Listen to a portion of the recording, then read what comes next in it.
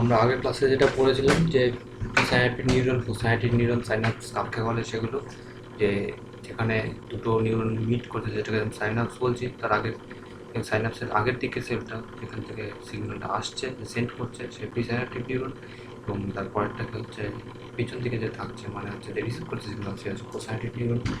এবং electrical potential সম্বন্ধে একটু পড়েছিলাম যে কী কী টাইপের রেস্টিং মুভমেন্ট পোটেনশিয়াল সম্বন্ধে পড়েছিলাম, যে কি যখন আমরা বলেছিলাম রেস্টিং মুভমেন্ট পোটেনশিয়াল কখন বলা হচ্ছে, যখন একটা রেস্টিং কন্ডিশন মেটাবলিক্যালি অ্যাক্টিভ কিন্তু তোমার সেলটার নিউরনটা রেস্টিং কন্ডিশনে আছে, সেই টাইমে প্রতিটা সেলের মধ্যে কী হচ্ছে, সেলের ভেতর এবং তার বাইরের মধ্যে একটা ভোল্টেজের ডিফারেন্স থাকছে বা একটা ইলেকট্রিক্যাল পোটেনশিয়াল থাকছে। রেস্টিং কন্ডিশনে সেই সে যে মানটা সেটাকে আমরা রেস্টিং মুভমেন্ট পোটেনশিয়াল বলছি। যেমন আমরা বলেছিলাম যে resting movement potential for neurons are about -70 millivolt. ঠিক আছে, এরপর আমরা পড়েছিলাম হচ্ছে যে কেন রেস্টিং মুভমেন্ট পোটেনশিয়ালটা জেনারেট হয়, যে আনইকুয়াল ডিস্ট্রিবিউশন অফ আয়ন। ঠিক আছে, এবার পারমিয়েবিলিটি পড়ার সময় আমরা চ্যানেল পড়েছিলাম এবং বিভিন্ন ধরনের চ্যানেলগুলো সম্বন্ধে আমরা পড়েছিলাম, যে আয়ন চ্যানেলগুলো সম্বন্ধে gated ion channel, voltage gated যা ভোল্টেজের ডিফারেন্সের জন্য ওপেন হয়, আর লিগ্যান্ড গেটেড লিগ্যান্ডের জন্য লিগ্যান্ড লাগলে পরে তখনই একমাত্র চ্যানেলটা ওপেন হয়, এবং তাদের স্ট্রাকচার এবং কীভাবে ফাংশন করে সেটাও পড়েছিলাম। ঠিক আছে, আর তারপর পড়েছিলাম আমরা sodium potassium pump, sodium potassium ATPase, যে কী করছে তিনটে সোডিয়াম আয়নকে বাইরে বের করছে এবং দুটো সোডিয়াম আয়নকে সেটার ভিতরে ঢোকাচ্ছে পার সাইকেলে একটা এটিপি ইউজ করে। তো আমরা নেক্সট যেটা করবো সেটা হচ্ছে generation of resting movement potential. So now we have to look at how the membrane potential actually gets generated. Resting movement potential is generated. Okay, so suppose we have a cell that is dipped in a white solution, and inside the cell we have a solution of CH3COOK. So this is a plasma membrane. Okay, and so CH3COOK it readily dissociate into CH3COO minus and potassium ion. Okay, and suppose in the outside of the cell we have NaOH, and that's readily break down into Na plus and OH minus. So it is a hypothetical condition. So suppose in this condition the plasma membrane is totally impermeable, so the potassium ion cannot go outside, the sodium ions cannot go inside the cell, and nothing can leave, nothing can get inside the cell. Okay, so now suppose if there is a potassium ion channel on the plasma membrane. Now I told you about the ion channels, that it will actually allow only potassium ions to transfer from the high concentration towards the low concentration through its channel or through its pore.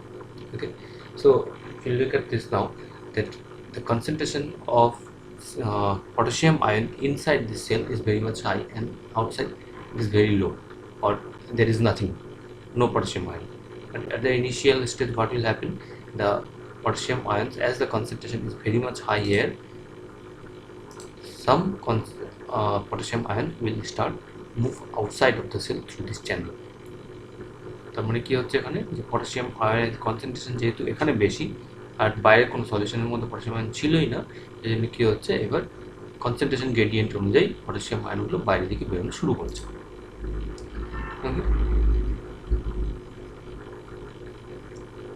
এবার কি হবে, এরকম করতে করতে যখন তোমার potassium আয়নগুলো এরকম বেরোতে শুরু করবে, এবার ইউজুয়ালি চেষ্টা কী হবে, যে তারা ব্যালেন্স করার চেষ্টা করবে যে পটাশিয়াম আয়নের কনসেন্ট্রেশন ভিতরেও যতটা এবং বাইরেও ততটা হয়ে যাওয়ার চেষ্টা করবে, কারণ আমরা জানি ডিফিউশন হলে কী হচ্ছে, যে দুটোর মধ্যে সেটা হচ্ছে সমান একই রকম কনসেন্ট্রেশনে চলে আসবে।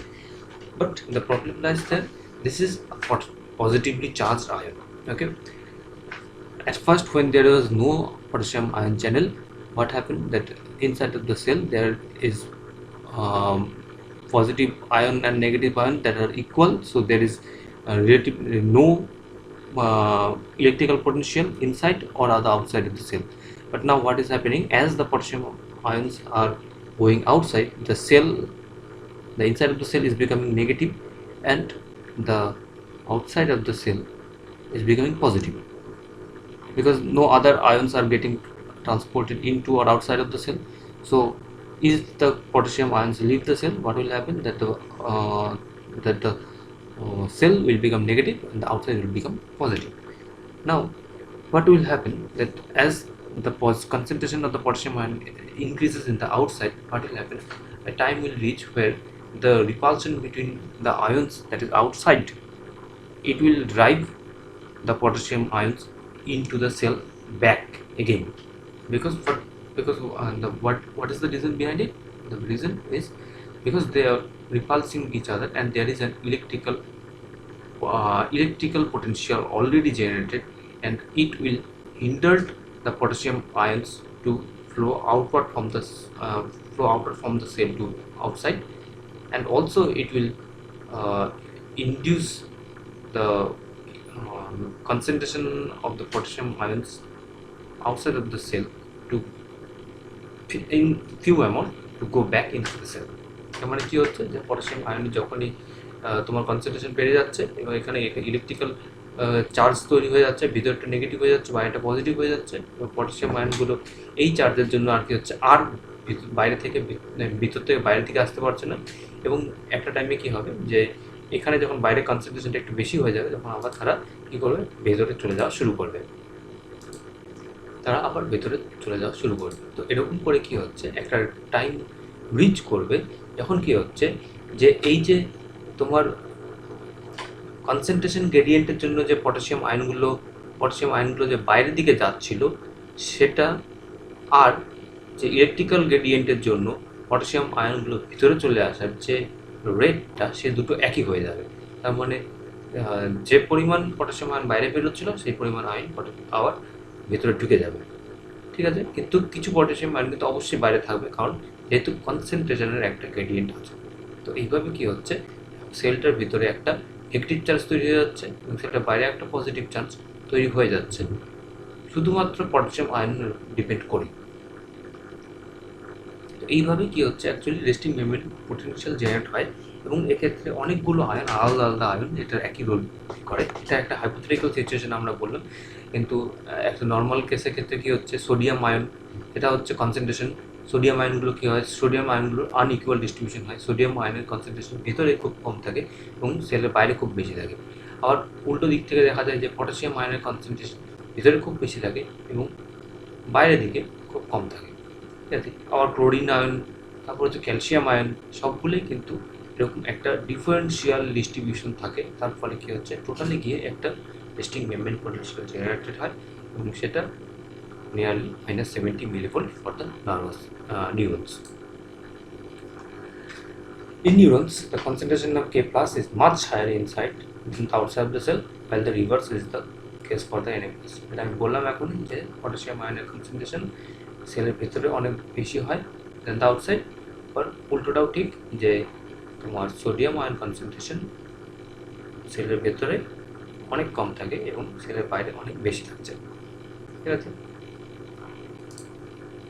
The concentration difference is established by the sodium potassium ATPase, ঠিক আছে। এবার আমি যেটা বললাম, যে তোমাদের এই যে প্লাজমা মেমব্রেন থেকে এরকম করে প্লাজমা মেমব্রেনের মধ্যে বিভিন্ন যে সিলেক্টিভ চ্যানেলগুলো আছে, সেগুলো কী করছে, তোমার যেমনভাবে তাদের পটাশিয়াম আর সোডিয়াম আয়নগুলোকে ট্রান্সফার করছে, এবং ট্রান্সফার করে একটা গ্রেডিয়েন্ট তৈরি হচ্ছে, তার সাথে সাথে কি ফাংশন করছে, সোডিয়াম পটাশিয়াম এটিপিএস ফাংশন করছে। এবার অবশ্যই এটা মাথায় রাখতে হবে যে আমরা যখন সোডিয়াম পটাশিয়াম এটিপিএস স্ট্রাকচার করেছিলাম, যে তারা কিন্তু কি করছে, সবসময় 3টে সোডিয়াম আয়নকে বাইরে বের করার সাথে সাথে 2টো পটাশিয়াম আয়নকে ভিতরে ঢোকাচ্ছে। তার মানে কিন্তু অলরেডি তারা কী করছে, একটা পজিটিভ আয়ন কিন্তু ভেতরে কম ঢোকাচ্ছে, তার মানে কী হচ্ছে, সেটা কিন্তু রিলেটিভলি নেগেটিভ তৈরি হচ্ছে, এবং এই এস্টাবলিশমেন্টটা কিন্তু সোডিয়াম পটাশিয়াম ATPase একটা খুব ইম্পর্টেন্ট রোল প্লে করে। The outward K plus concentration gradient result in passive movement of K plus out of the cell when K plus selective channels are open. তার মানে কি বলছে, যখন K plus selective channels open থাকছে, তখন potassium আয়নের তোমার যে গ্রেডিয়েন্ট অনুযায়ী তোমার প্যাসিভলি কিছু পটাশিয়াম আয়ন বাইরের দিকে বেরিয়ে যায়, কারণ আমি বললাম যে পটাশিয়াম সেলের মধ্যে বেশি থাকে, সেলের বাইরে কম থাকে। Similarly, inward sodium concentration gradient results in passive movement of the sodium ion into the cell when Na plus selective channels are open. তার মানে কী হলো, সেমই বললাম যে যদি সোডিয়াম সিলেক্টিভ চ্যানেলগুলো যেগুলো ওপেন থাকলে পরে কী হচ্ছে, বাইরে থেকে কিছু কিছু অ্যামাউন্টের সোডিয়াম আয়নও কিন্তু ভিতরে ঢুকে যাচ্ছে।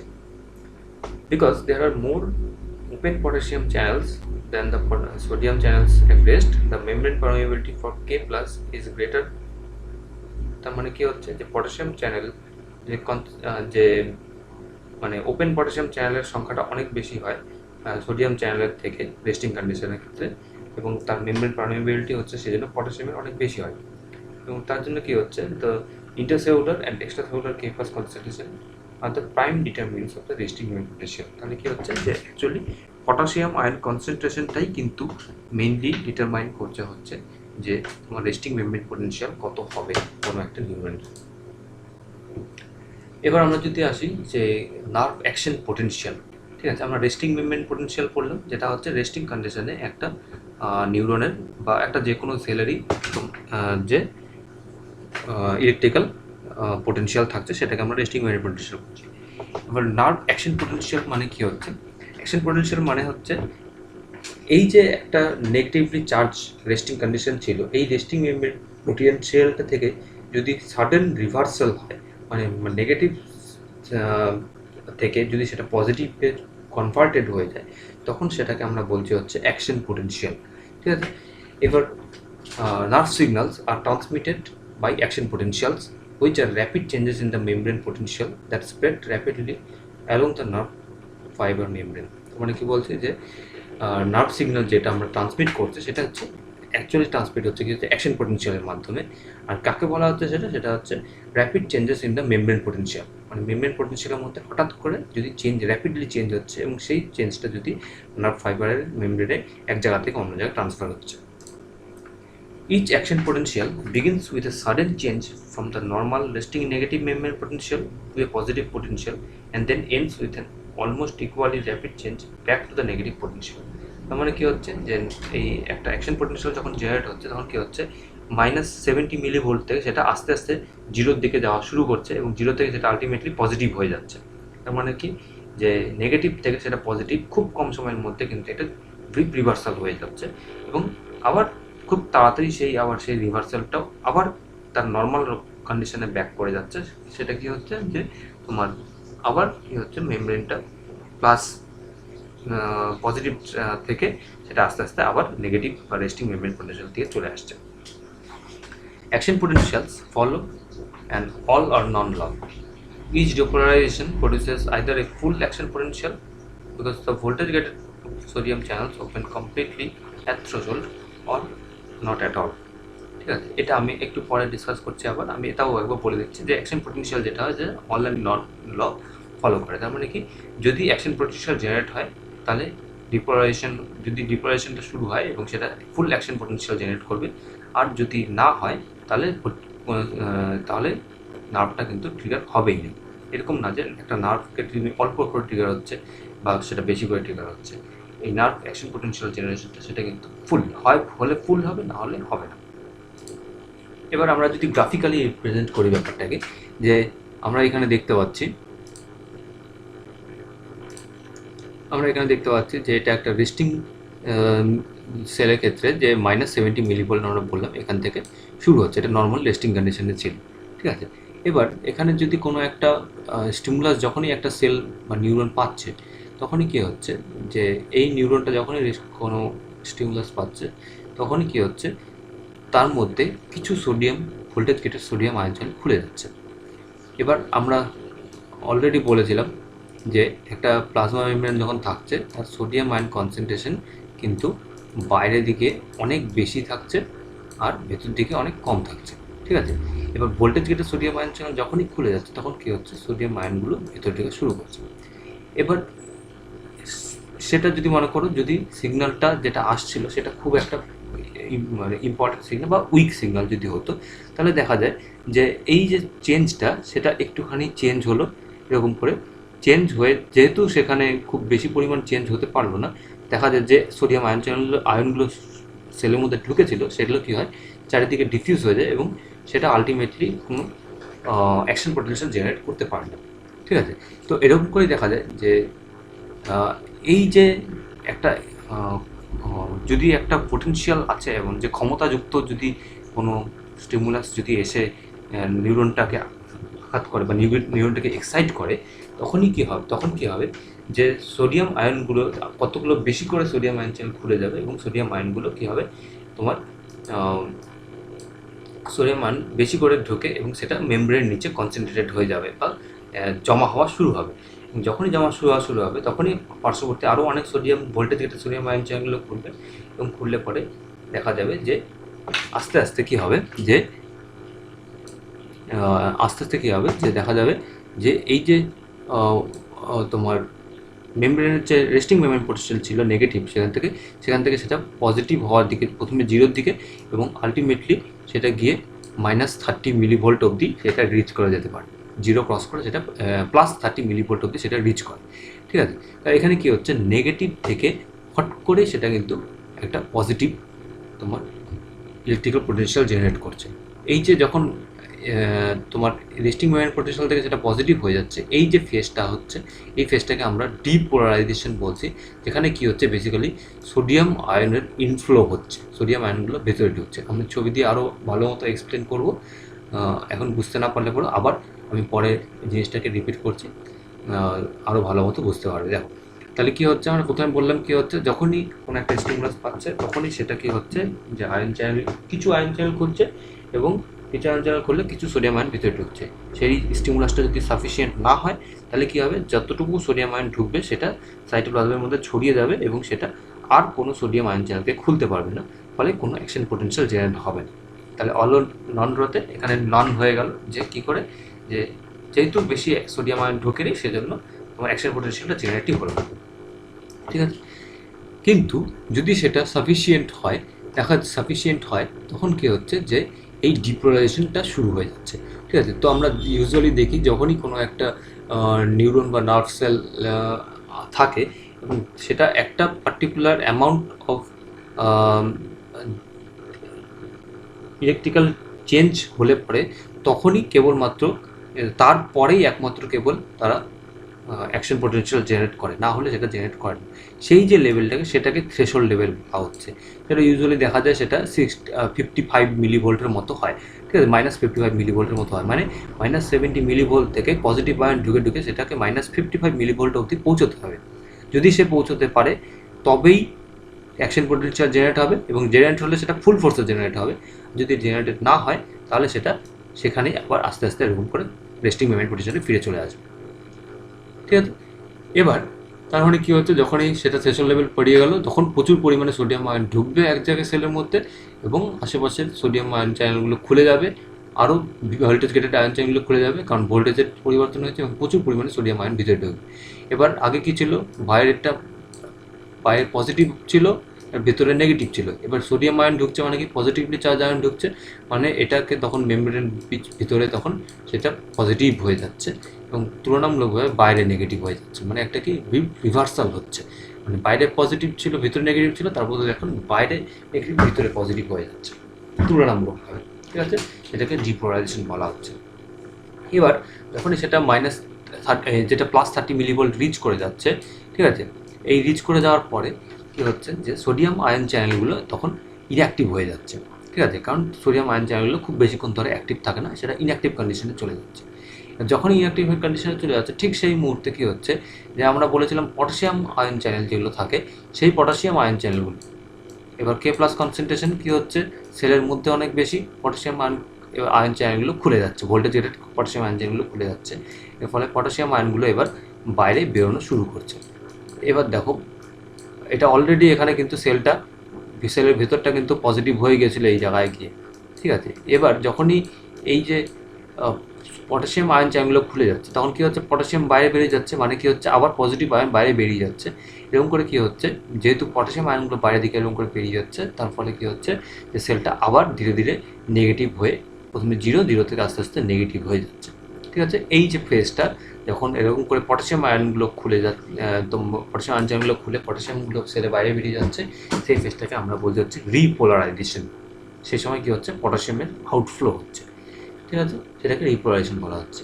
আরেকটা অংশ থাকে যে সেটাকে আমরা বলা হচ্ছে হাইপার পোলারাইজেশন। সেটা কি হচ্ছে, এই যে পটাশিয়াম আয়নগুলো যখন বাইরে বেরোতে থাকছে, ঠিক আছে, সেটা একসময় বেরোতে বেরোতে এমন হয়ে যায় যে রেস্টিং মেমব্রেন পোটেনশিয়াল থেকেও সেটা তোমার মেমব্রেন পোটেনশিয়ালটা আরও নিচে নেমে যাচ্ছে, নিচে নিচে নেমে যায়, তখন সেটাকে বলা হচ্ছে হাইপার পোলারাইজেশন। এবং কিছুক্ষণ পর সেটা আবার নর্মাল রেস্টিং মেমব্রেন পোটেনশিয়ালে ফিরে চলে আসে, সেটা রেস্টিং কন্ডিশনে ফিরে চলে আসছে। তাহলে এটা হচ্ছে তোমার টোটাল সাইকেল অ্যাক্টিভ তোমার অ্যাকশন পটেনশিয়াল জেনারেশন হওয়ার।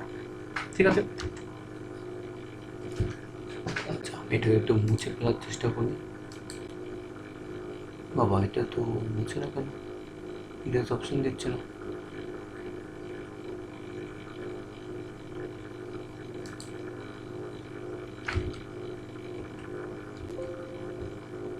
আচ্ছা,